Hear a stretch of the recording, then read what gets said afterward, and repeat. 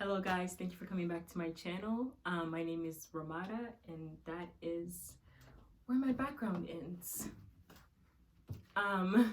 If you haven't already, please click that subscription button in the area down below. And if you end up liking this video, or if you have any commentary you want to share or add, please drop it in the comment below and give this video a thumbs up. For this video, one of the main things I wanted to discuss is the idea of defunding the police. I think it's a really good movement that has started up since all the protests that have risen up since the death of George Floyd and Rayshard Brooks and all the other African-American men and women, Breonna Taylor, all the African-American men and women who've been killed in police custody and like are victims of police brutality. For a lot of people who don't know, they think defund the police means like absolutely no police, which is not what a lot of people are saying, especially like the leaders of the movement. Defund the police basically means like reallocating the funds from like police departments and police budgets to like other areas in the community, like mental health services, reducing the imprint of police in like communities of color, specifically Black communities, making sure. And when I say like reducing police imprints, like footprints in like communities of color, really what that means is that when certain things occur, the police are not always required to be there. There are other like service members who can be called to get there. Anybody else other than police, because most of the time when police show up, they tend to escalate the situation and ends up becoming deadly than it's supposed to be. A lot of people who are like, well, if you get rid of the police, which is not what the movement is saying, if you get rid of the police, who is going to be there to like take care of us, to protect and serve? And to say that in the first place is like to assume that we're already in like a state of safety, we're already like safe as it is, and that is not true for many people, especially people like me, people who look like me, like Black people and people of color in America. Like the police is not like, the police does not make us feel safe. Well, if there's no police, what's gonna happen with like crime rates? Are they gonna increase? And to do that is to reform the entire like American system itself, like reconstructing capitalism. Because if it's that people are making enough money above poverty line, people are making enough money to sustain themselves and their families and to take care of themselves, they wouldn't have to like resort to certain things. You know, crime rates wouldn't be as bad as it is. So like ensuring that there are sustainable jobs for everyone who wants a job. The thing I wanted to talk about was this idea of like Confederate statues, a reminder of a society that wanted to uphold like inequality, slavery, and racism. It's not gonna help anyone move forward. And it's a constant reminder of like of where we were and like not where we are right now, even though like it's not a huge difference between where we are right now and where we were before. So, and a lot of people don't know that Confederate statues were not put up right after the Civil War or whatever. The Confederate statues were put up most Confederate statues were put up during the Civil Rights Movement as a counter movement to like oppose the Civil Rights Movement and what's going on.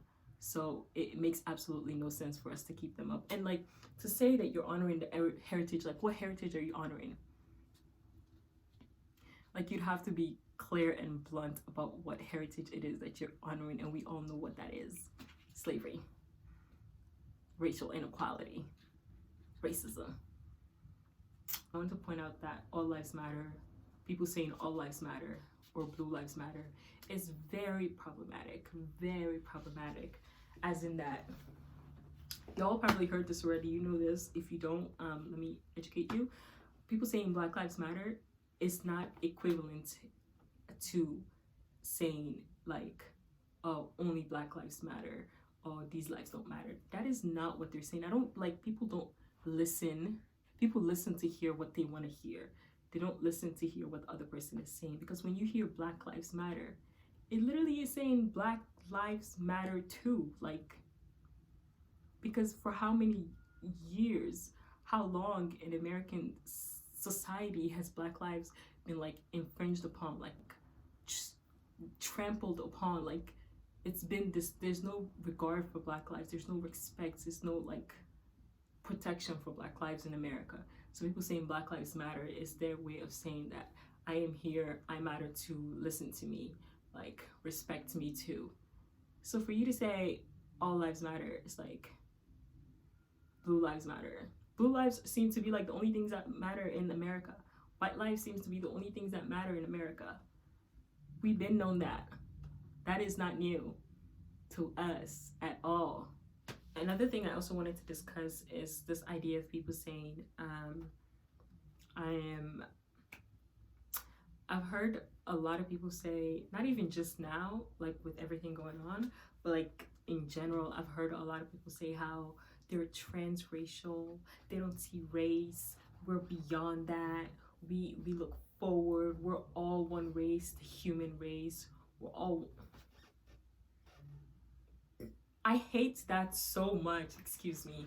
I absolutely detest that so much. Do not ever say that to me, ever. I'm being so serious. Do not ever say that to me, because I don't want people, this idea that you don't see race is very ignorant. It's like, how are you gonna say you don't see race because it does not affect you? Like, I don't want you to look at me and just be like, well, she's part of the human race. No, I want you to look at me and see a Black woman. I'm not embarrassed about that. I am very proud about being a Black woman. You should see that about me. And then after you've seen that I'm a Black woman, proceed to treat me as the Black woman that I present myself to you to be.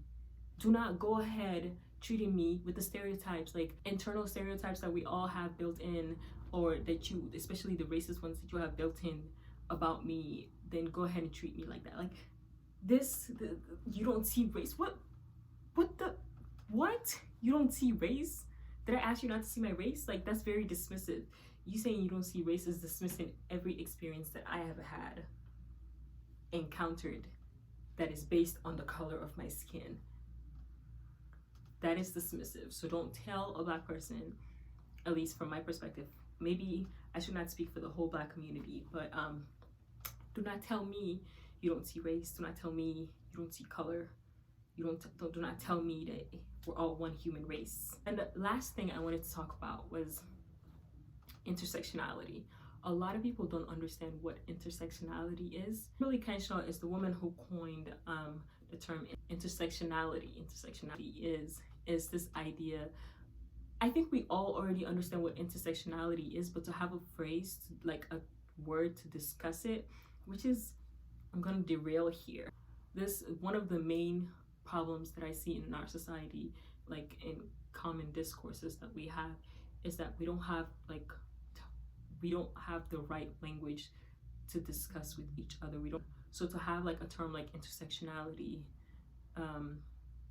there was another one that I just learned about recently, misogynoir, I think that's what it is. To have words like that, to have definitions, to have them help define and see what they really are, those are really helpful. But to come back to what intersectionality is, intersectionality essentially means that our identities are not like one-dimensional.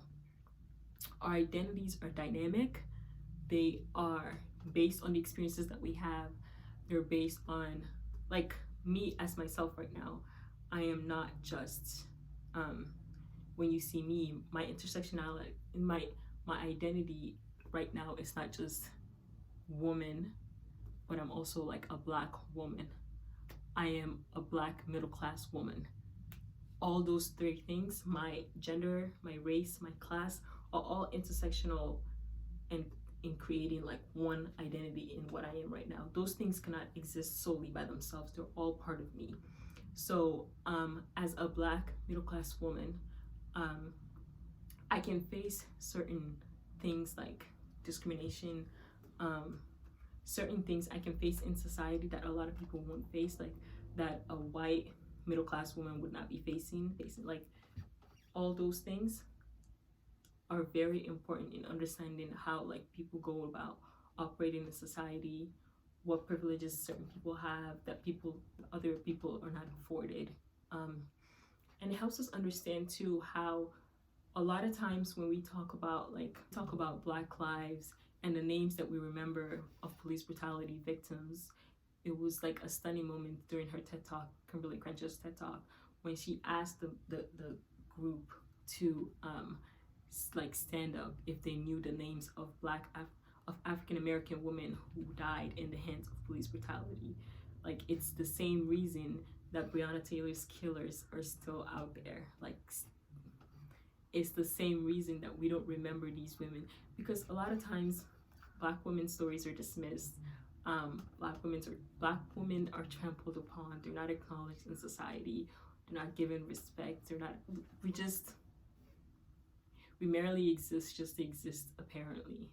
So it's very important to understand these intersectional identities. That was a big rant, and it had no head or tail. Like, it had no beginning or end.